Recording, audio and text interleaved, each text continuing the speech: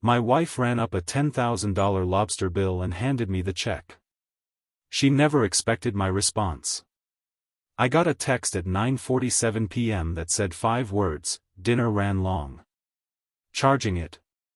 By the time I walked into that restaurant, I didn't know my wife had lost her job 6 weeks earlier, used my name to fund a fake company, and was about to ask me to pay for the lie in front of 14 witnesses. Viewers, before you continue, please subscribe, like and share for more interesting stories. My name is O'Black Bryn, and I need you to understand something about me before I tell you what happened on the worst night of my marriage. I have spent 15 years learning how to spot a lie. That's my job. I'm a commercial insurance adjuster in Charleston, South Carolina, and I've built a career out of reading the small things people don't know they're showing you, the pause before an answer, the way a story gets too detailed in the wrong places, the receipts that don't quite add up. I thought that skill made me sharp. I thought it made me safe. I was wrong, because the person I never thought to investigate was sleeping next to me every night. Her name is Josephine O'Black. 6 years ago, she walked into my life like she already owned it, a regional sales director for a beverage distributor, sharp-dressed, fast-talking, the kind of woman who could disarm a room before she even sat down. We built something that looked, from the outside, like everything people said they wanted. A colonial house off Savannah Highway. 2 cars in the driveway. Friends who called us couple goals at every dinner party we hosted. But I want you to remember something as I tell you this story: nothing about that night came from nowhere. There were signs. Small ones. A strange charge on a statement I dismissed as a subscription fee.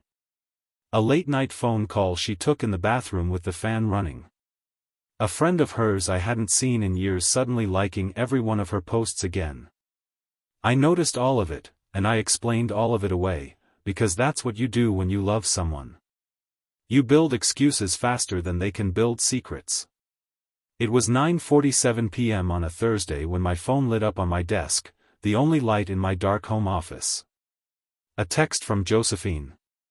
5 words, no warmth in them at all: "Dinner ran long." Charging it. I stared at that message longer than I should have. Something about it felt wrong, not the words, but the silence underneath them.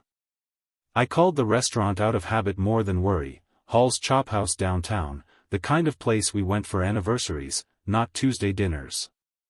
The hostess answered cheerfully until I asked for the manager, and then her voice changed, careful and clipped, like she'd been told to handle calls like mine a certain way. The manager came on the line and said only, "Sir, I think you should come see this in person," and something about the way he said it, soft, almost apologetic, made my stomach drop before I'd even grabbed my keys.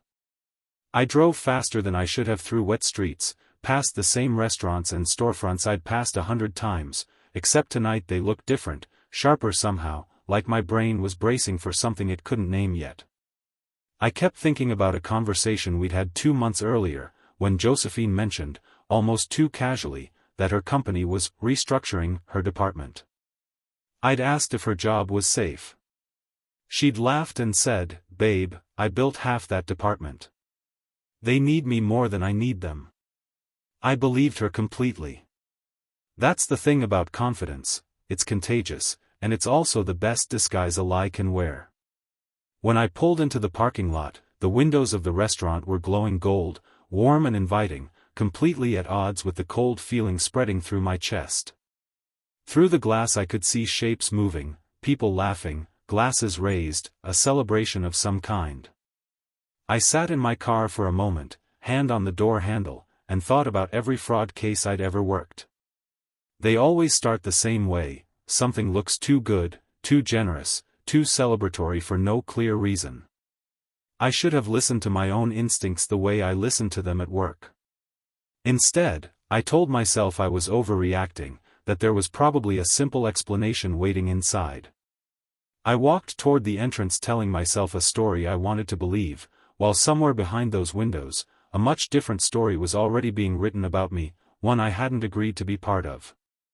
The manager met me near the entrance, expression unreadable, and walked me directly to a back hallway instead of the dining room. In his hand was a single printed sheet, and he held it out to me like it might explode. $10,420.18. 42 lobster tails. 6 bottles of Dom Perignon. A private room reserved under Josephine's name for a party of 14. For a moment I just stared at the number, waiting for it to rearrange itself into something that made sense. It didn't.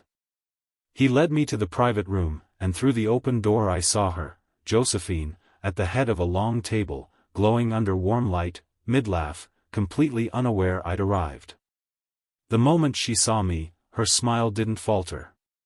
If anything, it sharpened, like an actress hitting her mark. "Oh, Black.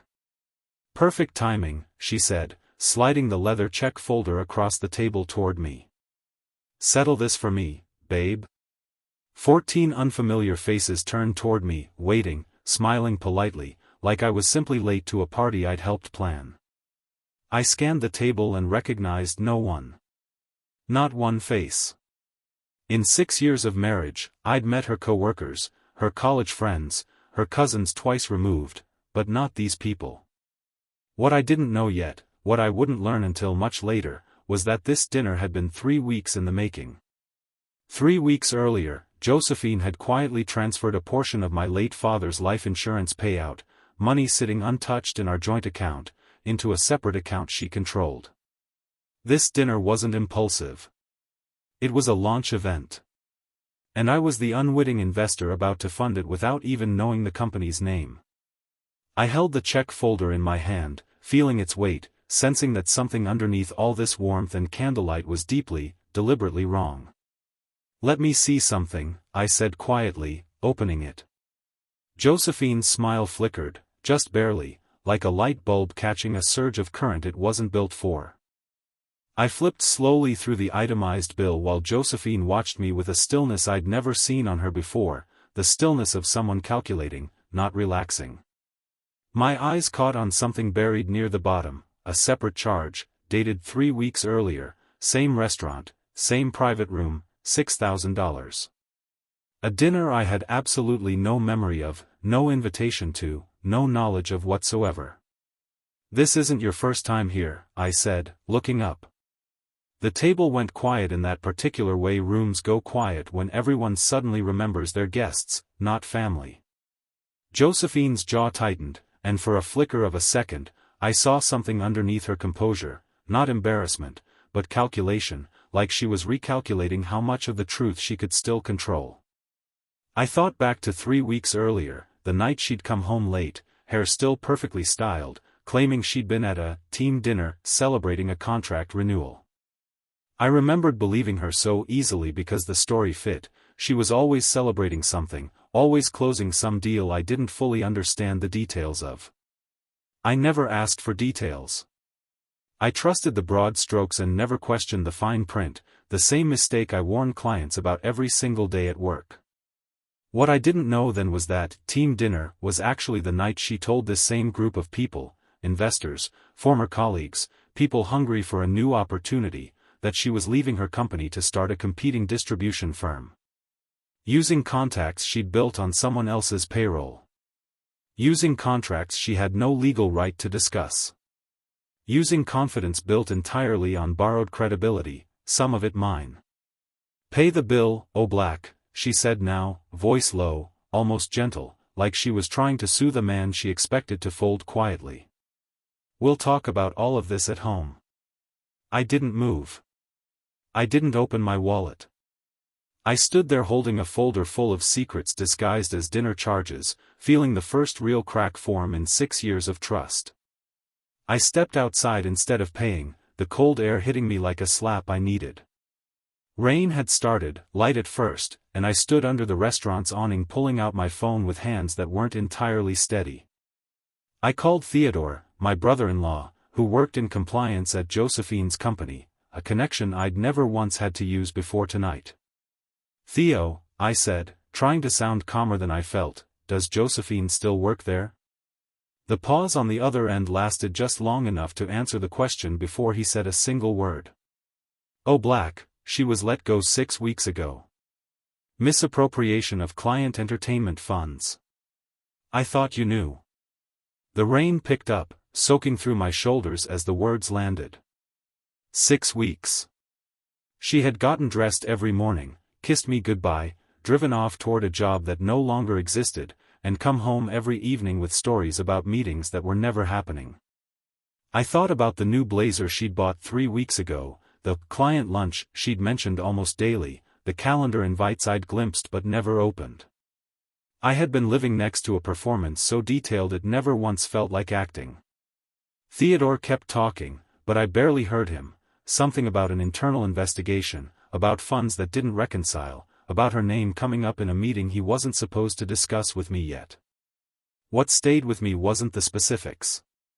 It was the realization that she'd been building an entirely separate life inside the shell of our real one, using my trust as scaffolding she assumed would never be tested.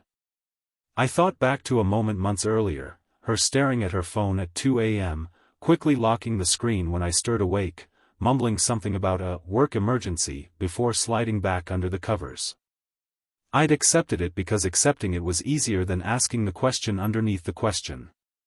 Standing in that rain, check folder forgotten in my other hand, I finally asked it.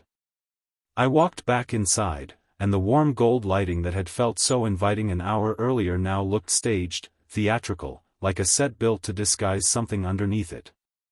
Josephine watched me approach with the same calculated stillness from before, but I wasn't the same man who'd walked out that door. "You've been fired for 6 weeks, I said, loud enough for the table to hear clearly. The room went silent in a way that felt almost physical. "This dinner isn't business. It's a pitch. You're trying to poach your old company's clients using money you don't have." Her face cracked for exactly 1 second, a flash of something raw and unguarded, before she rebuilt herself into something harder, sharper. "You don't understand what I've been building," she said, voice trembling at the edges despite her effort to sound in control. "No," I said, "I understand exactly what you've been hiding." I thought, in that moment, about every conversation over the past 2 months where she'd mentioned exciting opportunities, without specifics, every time she'd deflected questions about her schedule with a kiss and a change of subject. I'd mistaken evasiveness for modesty. I'd mistaken secrecy for surprise planning, maybe a promotion she wanted to reveal later, maybe a project she was protecting until it was ready. I had given her the benefit of every doubt because doubting her felt like a betrayal of the marriage I thought we had. A woman near the far end of the table shifted uncomfortably, sharp-eyed, mid-30s, vaguely familiar in a way I couldn't place yet. She'd been quiet the entire time, watching the exchange with an expression that wasn't shock. It was guilt. "I need to use the restroom," she said abruptly, standing and smoothing her dress with hands that moved too quickly to be casual. But she didn't walk toward the restroom. She walked toward the exit, fast, like someone trying to leave a building before it caught fire. I followed her without thinking, some old investigative instinct pulling me forward before logic caught up.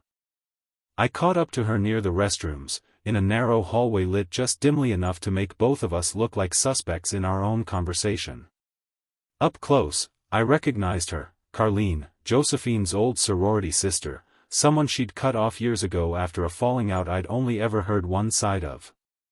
Josephine had described her once as toxic, someone she'd needed to walk away from for her own peace. Standing here now, Carlene didn't look toxic.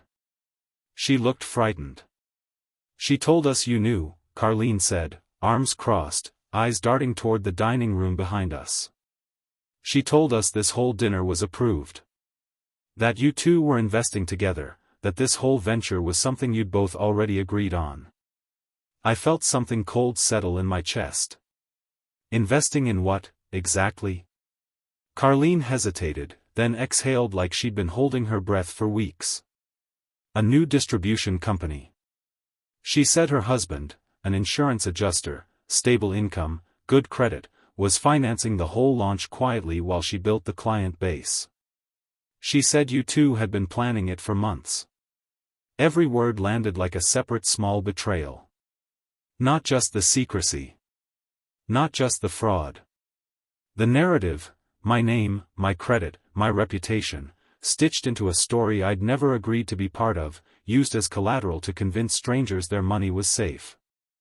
I thought back to a strange phone call I'd taken months earlier from a number I didn't recognize, a man asking vague questions about the partnership structure before apologizing and hanging up, claiming he had the wrong number. I'd shrugged it off as a scam call. It hadn't been a scam call. It had been due diligence, someone checking the credibility of a man who didn't know he'd been added to a pitch deck. This wasn't a dinner, I realized. It was a closing ceremony for a business deal I was supposed to silently fund and quietly disappear from, my name doing the heavy lifting while I remained conveniently absent from every actual conversation. I walked back into that private room with a stillness that surprised even me, the kind of calm that settles in right before you do something irreversible.